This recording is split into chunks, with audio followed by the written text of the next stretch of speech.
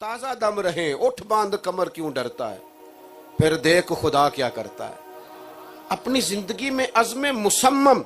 हमारे यहाँ लोग कहते हैं जी मैं गरीब हूँ, मैं कमजोर हूँ, कैसे बात बनेगी, मैं पिंड दा रवन आला। आप दुनिया में बड़े बड़े लोगों को खंगाल के टटोल के देखें, जिन्होंने बड़े बड़े काम किए, किसी गरीब घराने से थे। किसी छोटे, इकबाल के बेटे ने खत लिखा है ना, उसने कहा अब्बा जी आप लंदन में हैं, पैसों की जरूरत पड़ गई है, कर्जा ले लूं। तो डॉक्टर इकबाल क्या कहने लगे तू दियार इश्क में अपना मकाम पैदा कर, नया जमाना नए सुबह शाम पैदा कर। तू कहता है कि मैं सहारा ढूंढ के आगे जाऊं, अपनी उम्मीद मजबूत कर, दियार इश्क में अपना मकाम पैदा कर, नया जमाना नए सुबह शाम पैदा कर। और मेरा तरीक अमीरी नहीं फकीरी है, खुदी ना बेच गरीबी में नाम पैदा कर, इस गरीबी में नाम पैदा कर।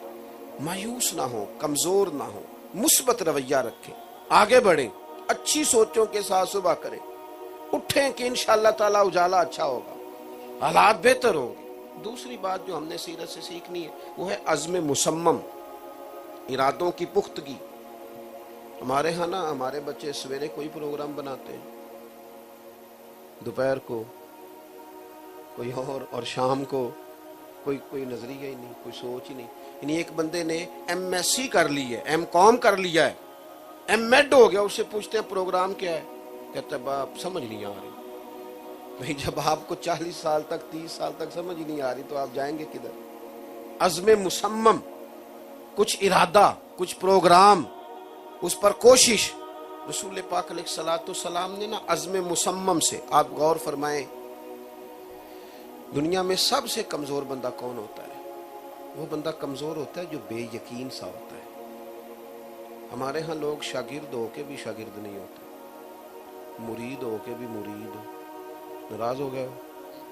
किसी जमात में हो के भी जमात में, खानदान में हो के भी खानदान में। मैं अक्सर अपने दोस्तों से कहा करता हूँ कि ये कुछ चाहते हमारे रब की हैं, हमारी नहीं। अल्लाह ने जिस खानदान में मुझे चाहा पैदा किया, तो जो दादा अल्लाह ने मेरे लिए पसंद किया मुझे भी पसंद होना चाहिए। जो चचा, जो मामू अल्लाह ने मेरे लिए पसंद किया है मुझे भी पसंद। ये खुश रहने का तरीका है। दुनिया में सिर्फ खुश वो होता है जो रब की रजा पे राजी रहता है, और जो कच्ची पक्की बातें करता है कमजोर हो जाता है। अज़्म मुसम्मम, इरादों की पुख्तगी। को जरूरी है कि आपके साथ सारा जमाना चले, को जरूरी है कि फौरी तौर पर सारे हालात ठीक हो जाएं, को जरूरी है कि हर बंदा आपसे इत्तेफाक करे। आपका कोई अज़्म हो, घोड़ा जब दौड़ता है ना,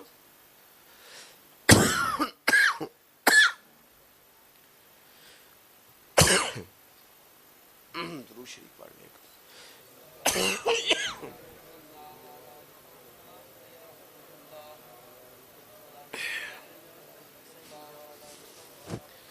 घोड़ा जब दौड़ता है ना तो कई दफा ना कांटेदार झाड़ियां उसके पैरों को लग जाती हैं, लेकिन अगर दौड़ता रहता है ना, तवज्जो है आप दोस्तों की, ये चुप कराने वाले जरा चुप कर जाए, मेहरबानी करें। ये जो कह रहे हैं आगे जाएं पीछे जाएं, जो इंशाल्लाह आएगा ना उसे जगह भी मिल जाएगी, आप खामोशी से रहें। अल्लाह ताला जज़ाए खैर दे। ज्यादा बातें हो गई हैं, थोड़ी रह गई हैं बस, आप तवज्जो फरमाएं। अज़्म मुसम्मम, आपके इरादे की पुख्तगी। देखो नबी करीम अलैहिस्सलाम पर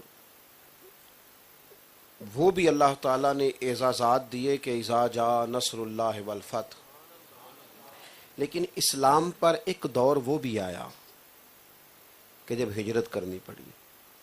एक गांव पर भी मुसलमानों की हुकूमत नहीं।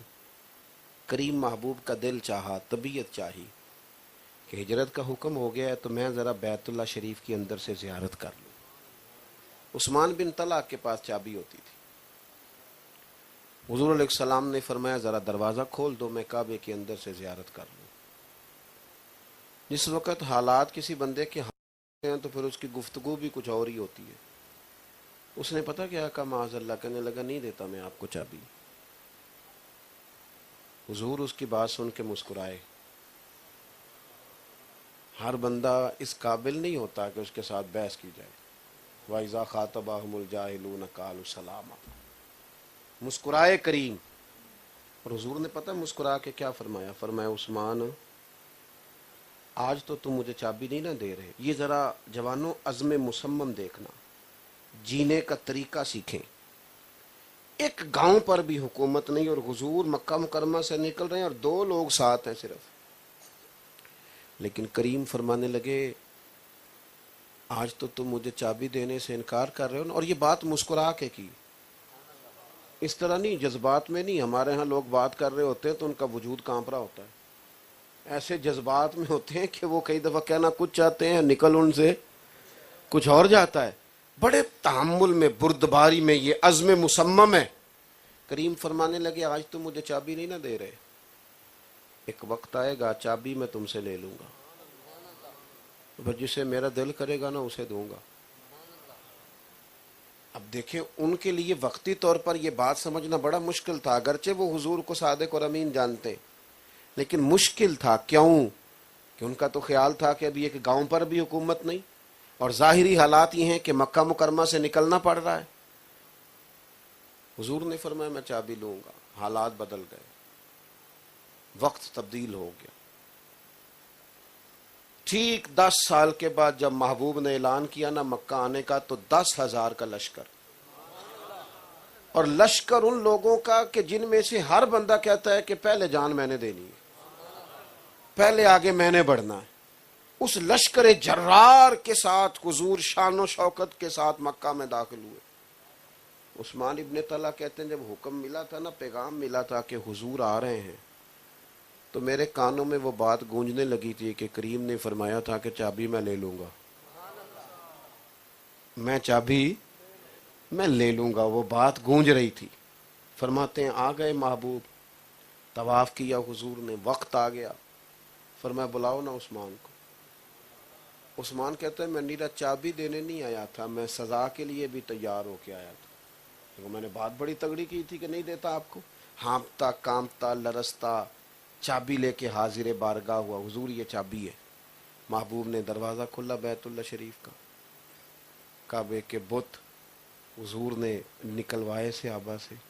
وہ کسی نے کہا تھا کہ کعبہ دیکھا تو تیری بت شکنی یاد آئی، اور جب خلد دیکھی تو تیرا صحن حرم یاد آیا.